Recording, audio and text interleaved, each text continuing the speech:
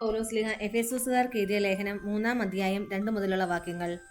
പൗലോസായ ഞാൻ നിങ്ങൾക്ക് വേണ്ടി ദൈവകൃപ കൈകാര്യം ചെയ്യാൻ നിയോഗിക്കപ്പെട്ടിരിക്കുകയാണെന്ന് നിങ്ങൾ കേട്ടിട്ടുണ്ടല്ലോ. ഞാൻ മുൻപ് ചുരുക്കമായി നിങ്ങൾക്ക് എഴുതിയിട്ടുള്ളതുപോലെ വെളിപാട് വഴിയാണ് രഹസ്യം എനിക്ക് അറിവായത്. ഇപ്പോൾ അവിടുത്തെ വിശുദ്ധരായ അപ്പസ്തോലന്മാർക്കും പ്രവാചകർക്കും പരിശുദ്ധാത്മാവിനാൽ വെളിവാക്കപ്പെട്ടതുപോലെ മറ്റ് തലമുറകളിലെ മനുഷ്യർക്ക് ഇത് വെളിവാക്കപ്പെട്ടിരുന്നില്ല. ഈ വെളിപാടനുസരിച്ച് വിജാതിയർ കൂട്ടവകാശികളും ഒരേ ശരീരത്തിന്റെ അംഗങ്ങളും സുവിശേഷത്തിലൂടെ യേശുക്രിസ്തുവിൽ വാഗ്ദാനത്തിന്റെ ഭാഗഭാക്കുകളുമാണ്. നമ്മുടെ കർത്താവായ മിശിഹായ്ക്ക് സ്തുതി. വിശുദ്ധ മത്തായി അറിയിച്ച സുവിശേഷം 2-ാം അധ്യായം 1 മുതൽ 12 വരെയുള്ള വാക്യങ്ങൾ. ഹെറോദേസ് രാജാവിന്റെ കാലത്ത് യൂദയായിലെ ബത്ലഹേമിൽ യേശു ജനിച്ചപ്പോൾ പൗരസ്ത്യ ദേശത്തു നിന്ന് ജ്ഞാനികൾ ജെറുസലേമിൽ എത്തി. അവർ അന്വേഷിച്ചു, എവിടെയാണ് യഹൂദന്മാരുടെ രാജാവായി ജനിച്ചവൻ?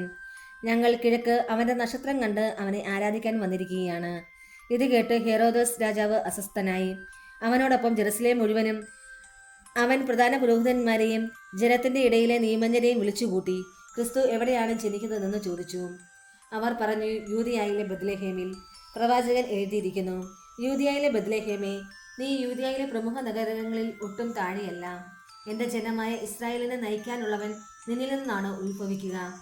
അപ്പോൾ ഹെറോദേസ് ആ ജ്ഞാനികളെ രഹസ്യമായി വിളിച്ച് നക്ഷത്രം പ്രത്യക്ഷപ്പെട്ടത് എപ്പോഴെന്ന് സൂക്ഷ്മമായി ആകാംക്ഷയോടെ അന്വേഷിച്ചറിഞ്ഞു.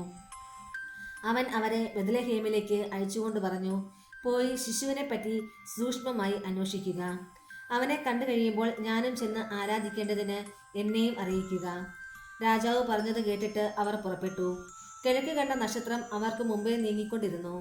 അത് ശിശു കിടക്കുന്ന സ്ഥലത്തിന് മുകളിൽ വന്നു നിന്നു. നക്ഷത്രം കണ്ടപ്പോൾ അവർ അത്യധികം സന്തോഷിച്ചു.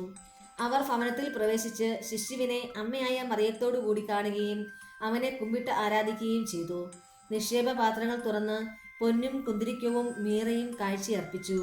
ഹെറോദേസിന്റെ അടുത്തേക്ക് മടങ്ങിപ്പോകരുതെന്ന് സ്വപ്നത്തിൽ മുന്നറിയിപ്പ് ലഭിച്ചതനുസരിച്ച് അവർ മറ്റൊരു വഴിയെ സ്വദേശത്തേക്ക് പോയി. നമ്മുടെ കർത്താവായ മിശിഹായ്ക്ക് സ്തുതി.